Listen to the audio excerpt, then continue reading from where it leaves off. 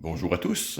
Aujourd'hui, j'aimerais vous présenter le casque de l'armée américaine M88 du système PASGAT. Ce casque a été développé dans les années 70, donc mi-70, bien sûr dans le but de remplacer le très vénérable casque M1. Ce casque a été ensuite mis en service. La première fois qu'on a pu le voir, c'est durant l'invasion de la Grenade en 1983, l'opération, si je me souviens bien, Urgent Fury. Euh, et, euh, et voilà. Et a été le système PASGAT lui-même, qui comprenait un casque, la veste et plusieurs autres pièces d'équipement, sont demeurés en service jusqu'à début des années 2000, 2003, si je me souviens. Donc ici, on a une vingtaine d'années, on pourrait dire, de service. Ce casque est encore techniquement en service au sein de l'armée américaine, mais aussi on le retrouve encore dans plusieurs armées et corps policiers. Bien sûr, sa forme emblématique lui a donné le surnom de Fritz, puisqu'il ressemblait, exemple, au casque allemand de la Deuxième Guerre mondiale, ou K-Pot pour, on pourrait dire, casque en Kevlar.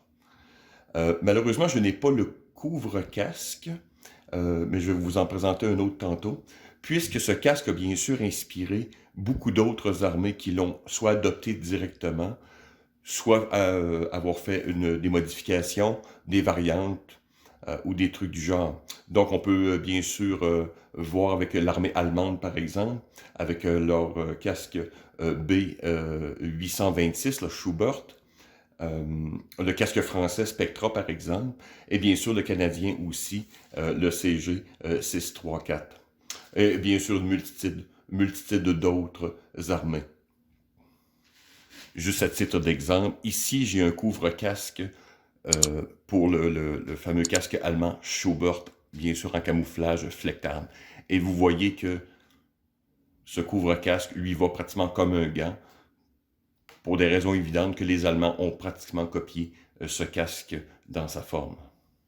Maintenant, allons-y avec quelques détails techniques, bien sûr par sa forme caractéristique.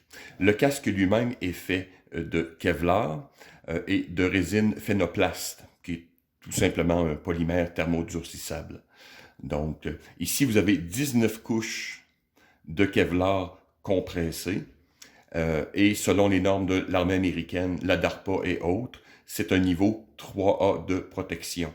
Donc, je mettrai quelques détails si vous voulez, ça vous intéresse. Ce que j'ai trouvé intéressant, c'est que dans plusieurs gens qui ont testé ce casque, un des tests, on pourrait dire, qui sépare les bons des mauvais, c'est le fameux calibre de Tokarev TT33. Donc, et j'ai vu dans plusieurs vidéos, même si sur la page Wikipédia, ils disent que ce casque peut être traversé par la fameuse munition Tokarev. J'ai regardé plusieurs autres vidéos, y comprenant qui tirait avec ce calibre sur ce casque, même des versions anciennes, et le casque n'a pas été pénétré par le Tokarev. Donc c'est quand même assez intéressant. Il demeure que selon les normes, c'est un casque de type niveau 3A. We'll go with the Tokarev now. Now is the real deciding factor. Yugoslavian Tokarev, 7.62 by 25.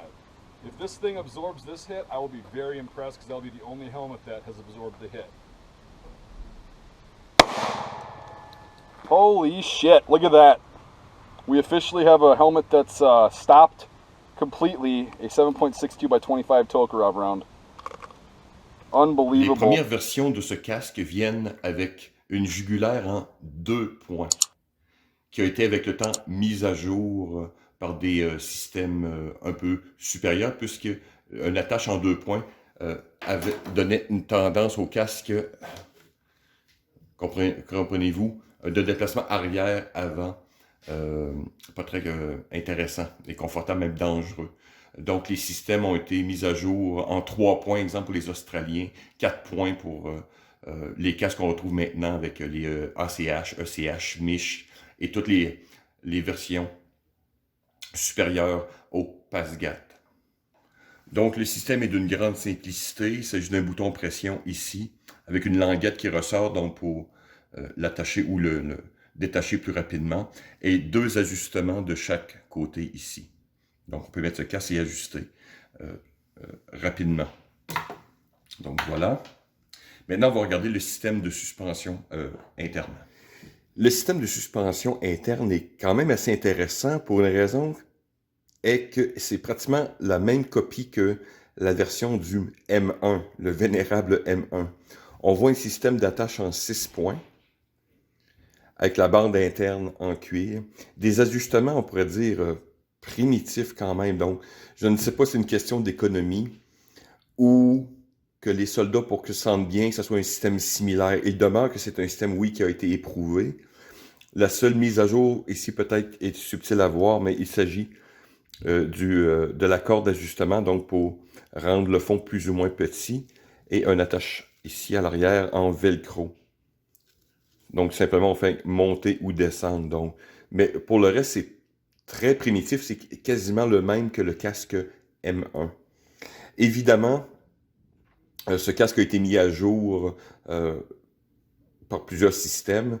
Donc moi-même, ici, je me suis procuré, si vous avez pu voir comme sur mon autre casque britannique, les systèmes de coussins.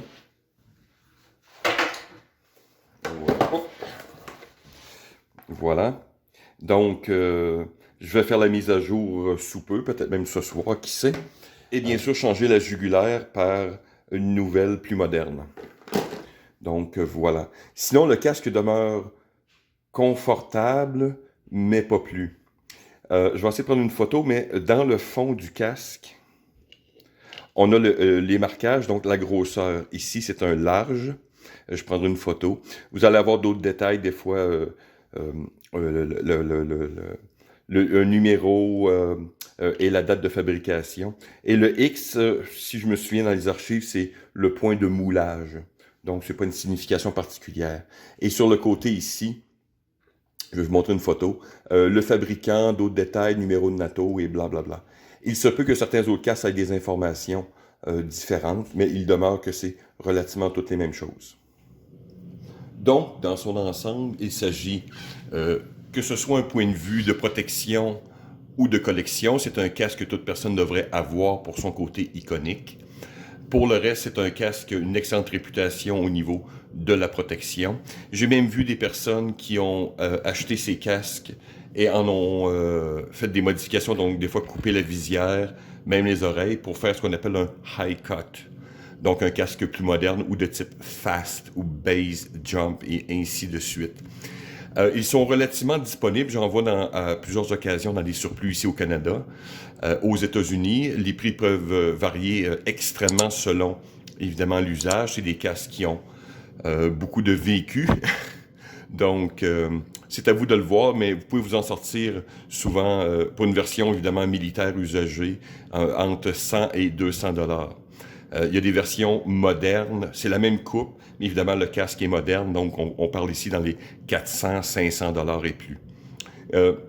À noter aussi que le casque aussi permet d'avoir des accessoires et est compatible, exemple, par les arc rails qu'on met sur les côtés, avec les systèmes plus modernes comme les Mish, par exemple, et même les casques iCut et autres. Le système aussi de vision nocturne peut être ajouté et d'autres accessoires. Comme je vous dis, c'est un casque qui a beaucoup de vécu.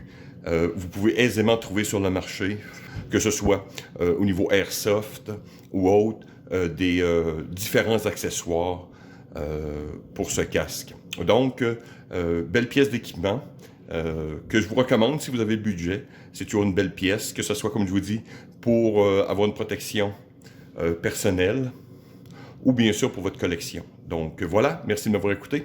À la prochaine.